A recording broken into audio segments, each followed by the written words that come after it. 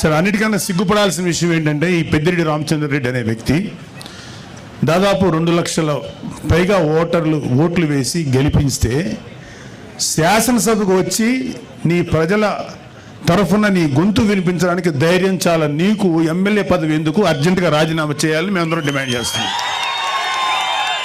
నీకే కాదు, మీ వైసీపీలో 11 మంది ఎమ్మెల్యేలు ఇంక్లూడింగ్ మీ నాయకుడు జగన్ రెడ్డి కూడా గెలిచి ఎందుకు మీరు శాసనసభకు రాలేకపోతున్నారు?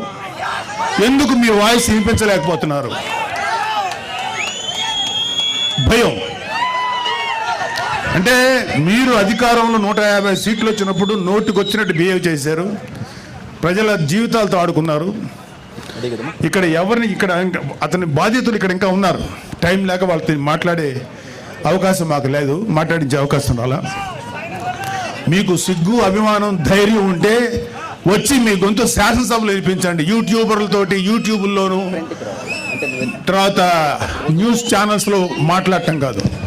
ఇంక్లూడింగ్ జగన్ రెడ్డికి చెప్తున్నాం, వచ్చి నీ వాయిస్ శాసనసభలో వినిపించు.